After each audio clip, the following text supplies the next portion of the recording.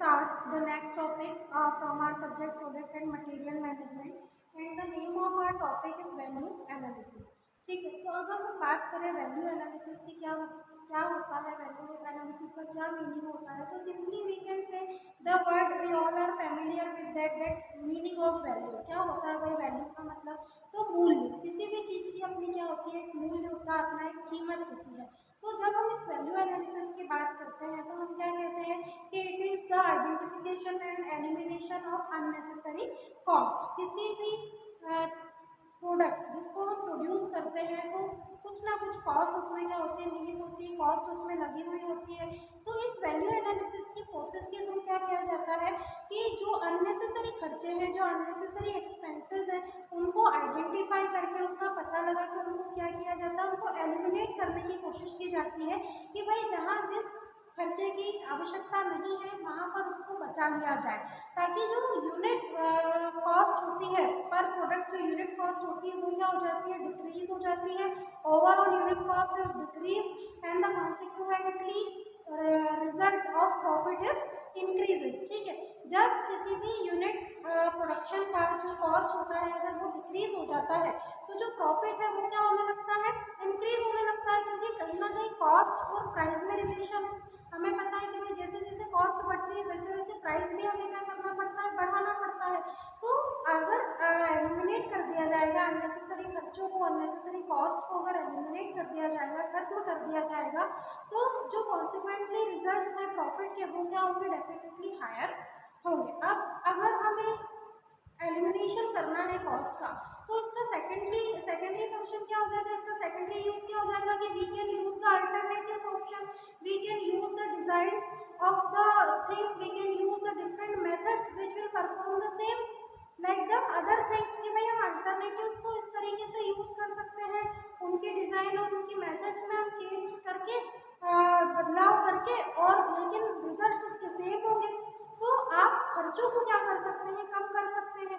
या बात करूँ कि टीवीएस सुजुकी की अगर हम बात करें तो at a place of stainless steel, ठीक है, स्टेनलेस स्टील की जो उसके एसेसरीज होती हैं या जो बॉडी होती है तो उसको रिप्लेस करके उन्होंने किस चीज़ का, फाइबर ग्लास का यूज़ करना स्टार्ट कर दिया। तो फाइबर ग्लास जो है वो स्टेनलेस स्टील से क्या होते हैं, सस्ते पड़ते हैं, है ना। सस्ता होता है तो कॉस्ट क्या हो जाती है, डिक्रीज हो जाती है, कॉस्ट डिक्रीज हो जाती है तो प्रॉफिट क्या हो जाता है, इंक्रीज हो जाता है। कि भाई टीवीएस सुजुकी का कौन सा मॉडल है गाड़ी का वो तो मुझे याद नहीं आ रहा है, लेकिन स्टेनलेस स्टील की जगह उन्होंने फाइबर ग्लास का यूज़ किया।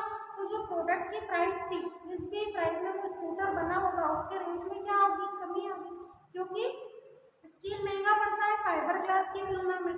तो अगर आपको अल्टरनेटिव चेंज करना हो या कोई दूसरा ऑप्शन अडॉप्ट करना हो और उसका नुकसान कोई नहीं है बल्कि बस ये है कि आपका प्रॉफिट इंक्रीज हो जाएगा, तो भाई हम किसी भी अल्टरनेटिव को यूज़ करके अपने प्रॉफिट को क्या कर सकते हैं, बचा सकते हैं, बढ़ा सकते हैं। क्वालिटी के साथ हम कोई कंपैरिजन नहीं कर रहे हैं, या हम किसी भी तरीके का भेदभाव या छेड़छाड़ नहीं कर रहे हैं। Quality we will provided good quality, है ना, लेकिन हम उसके जो प्रोडक्ट की क्वालिटी है उसको भी मेंटेन कर रहे हैं with the uses of alternative option. जो भी वैकल्पिक ऑप्शन हमारे पास है, जो भी विकल्प हमारे पास है, हम उनका यूज़ कर रहे हैं और साइमल्टेनियसली हम कॉस्ट को क्या कर रहे हैं, डिक्रीज कर रहे हैं।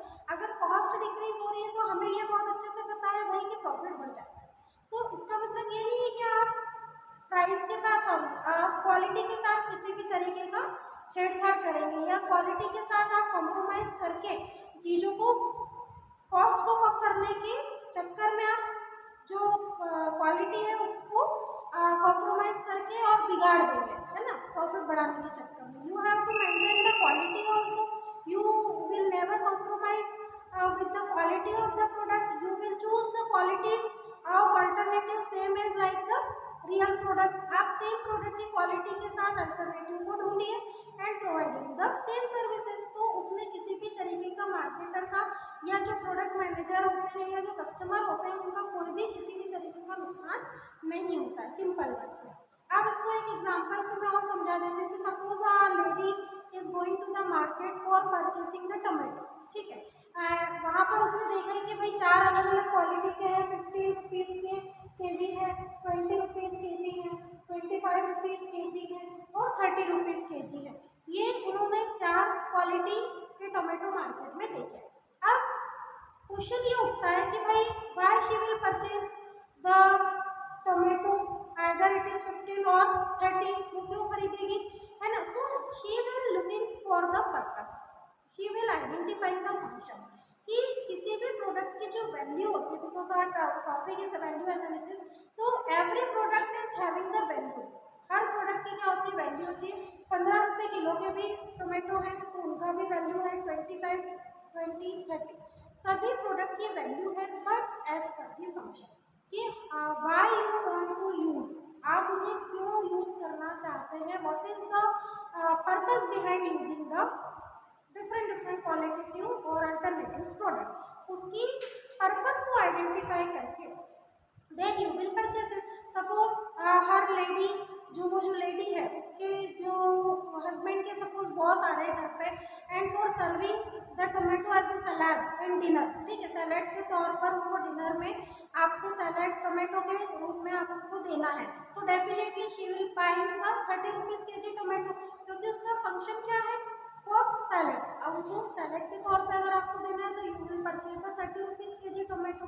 Either if she want to preparing the tomato rasam, then she will purchase the 15 rupees kg tomato, है ना। तो उसमें वो क्वालिटी कब देखेगी, whenever she is emphasizing on the purpose, then she will looking for the function कि भाई उस प्रोडक्ट का यूज आपको क्यों करना है, तो उसके लिए आप फिर उसकी वैल्यू अपनी देना जो है वो तय करेंगे। तो आपने देखा कि अगर सैलेड के तौर पे टोमेटो हमें सर्व करना है तो डेफिनेटली वी यूज टू और we buy to the good quality product, every quality is good, सारे जो टोमेटो की क्वालिटी है it is good, but she is also looking for the purpose behind, she is purchasing for the purpose, वो किस चीज़ की, किस purpose की वजह से उन टोमेटो को खरीद रही है। पहले भी मैंने कहा कि every product is having value, हर प्रोडक्ट की क्या होती है, वैल्यू होती है, but it is based on the function कि भाई किस पर्पस से, किस कारण से, किस कार्य के लिए आप उसको परचेस कर रहे हैं। अदरवाइज ऐसा नहीं कि 15 रुपीज़ kg के जो टोमेटो है वो बिल्कुल ही खराब हो, है ना, उसकी भी अपनी वैल्यू है। अगर वो 15 रुपीज़ kg के हैं तो उसकी क्वालिटी 15 रुपीज़ kg टाइप होगी, 25 की उससे बेटर, 20 की उससे, 25 की उससे और 30 की सबसे best quality, but all this 4 options all are having the value. इन चारों ऑप्शन की भी अपनी क्या है, वैल्यू है। अब एक चीज़ और इसमें आती है कि भाई जैसे मैंने आपको बताया कि वैल्यू के साथ साथ ये देखा जाता है कि उसका फंक्शन क्या है, तो हम ये कह सकते हैं कि फंक्शन के अकॉर्डिंग ही प्रोडक्ट की क्या होती है, वैल्यू होती है। सपोज कि you are going to be attending a wedding, अगर आपको किसी शादी में सम्मिलित होना है तो definitely you will purchase the clothes up to 1000 rupees, 2000 maximum, है ना। आपको किसी वेडिंग में जो है वो अटेंड करना है, कोई वेडिंग में उपस्थित होना है, शादी में जाना है, तो 1000-2000 के कपड़े आप खरीदेंगे। बट सपोज कि अगर आपकी खुद की शादी है तो definitely you will buy the clothes up to 20,000, 30,000 without beyond the limit, आप बिना किसी सीमा के कपड़े खरीदेंगे क्योंकि शादी खुद की है।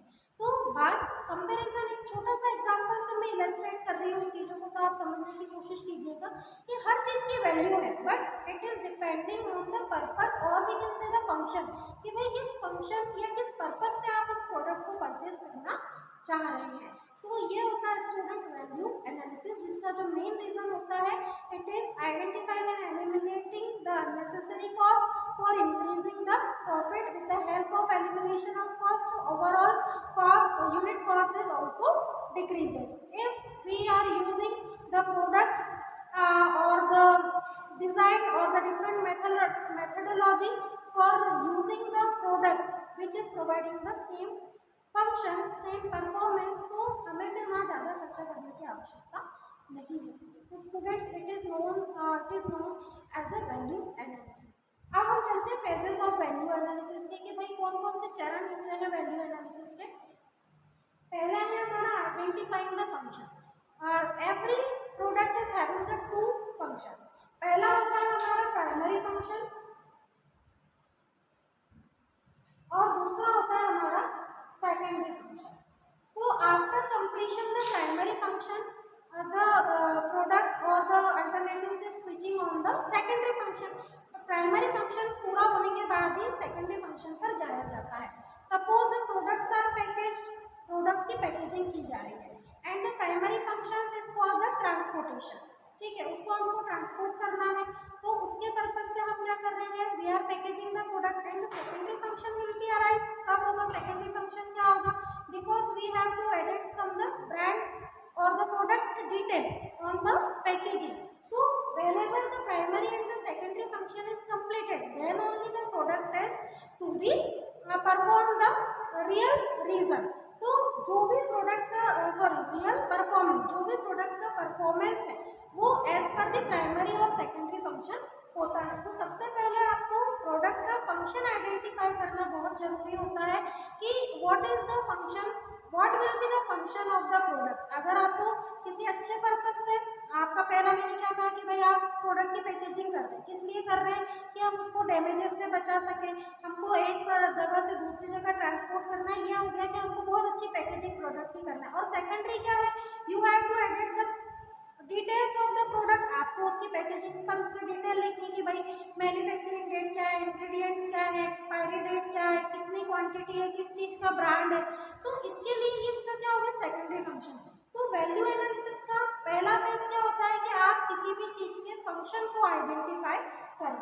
सेकेंड होता है हमारा evaluate of function by comparison. With the help of different comparison you can evaluate the overall function. जो भी फंक्शन है या जिस भी रीजन से you are identifying the need, आप अगर किसी चीज़ की नीड को आइडेंटिफाई करके फंक्शन का इवेल्युएशन कर रहे हैं तो it will be on basis of comparison. वो किस बेसिस पर होगा, कंपैरिजन के बेसिस पर होगा. Whenever you are comparing two things, अगर आप डेफिनेटली क्या आप किसी चीज़ को इवेल्युएट तभी कर सकते हैं जब आप कंपैरिजन कर रहे हो.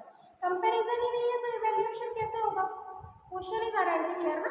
तो आप ये देखेंगे कि comparison wise the value of the product, जो भी प्रोडक्ट की वैल्यू है, हाउ इट इज, वो किस प्रकार की है. तो whenever you have to evaluate the value of the product, so you will go through the comparison. आपको फिर किसके साथ जाना होगा, कंपैरिजन के साथ. नेक्स्ट होता है हमारा develop alternatives. There is a need for developing the alternatives. Without alternatives, how you will fulfill the need of others? क्योंकि भाई मार्केट में 15 रुपीज़ के जी के टोमेटो खरीदने वाले भी कस्टमर होते हैं और 30 वाले भी होते हैं, है ना. तो here the simple thing is that you have to always prepare the alternatives. जैसे हमने कहा कि मॉन्ट ब्लैंक की वॉच आती है 30-45,000 की आती है, लेकिन उसकी फर्स्ट कॉपी जो होती है वो 3,000-4,000 तक की होती है. Why, because here is the alternative कि भाई हर पर्सन 35-40,000 के रिस्ट वॉच नहीं खरीदेगा कि ऑल दो वो ब्रांडेड है, मॉन्ट ब्लैंक की घड़ी है या मॉन्टे कार्लो की शर्ट है, हम नहीं खरीद सकते 2,000-3,000 का सिंपल शर्ट. तो variety you have to maintain, है ना. जो हमारा लास्ट फेज है that is variety reduction. How much the producer, the marketer is reduce the variety, so automatically the cost will be reduce. क्योंकि वेराइटी को maintain करने में बहुत ज़्यादा क्या हो जाता है, खर्चा हो जाता है. जैसे आप फुटवेयर की शॉप पे आप सभी गए होंगे, आपने देखा होगा कि कितनी सारी वेराइटी के पास फुटवेयर होते हैं. जिस तरह के आपको सैंडल, शूज़, जो भी आपको चाहिए सब कुछ आपको मिलेगा. तो वहाँ पर क्या होता है, ये तो हमने सोच लिया कि भाई बिक जाता है, लेकिन कोई साइज़ है ऐसा जो वो साइज़ नहीं सेल आउट हो रहा है, या कोई डिज़ाइन है जो आउटडेटेड हो गई है, आउट ऑफ फैशन हो गई है. तो आपने कभी सोचा है कि लोग उनका क्या करते हैं, जो शॉपकीपर है फिर उसका क्या करते हैं, तो यस कि वो उसको सेल के थ्रू डिस्काउंट, ज़्यादा डिस्काउंट देकर वो उसको निकाल देते हैं. लेकिन और भी तो रीजंस होते होंगे जो वहाँ पर काम करते होंगे. तो we can say after reduction into the variety the cost can be eliminated. Variety को क्या करके, रिड्यूस करके. आप जितनी ज़्यादा से ज़्यादा वैरायटी मेंटेन करेंगे उतना ज़्यादा इन्वेस्टमेंट आपका बढ़ जाएगा, उतना वैल्यू जो है आपको ज़्यादा इन्वेस्ट करना पड़ेगा प्रोडक्ट में. तो you have to reduce the variety, then you can getting the optimum profit. So students, we have discussed the value analysis with their phases. In our next video we will discuss the next.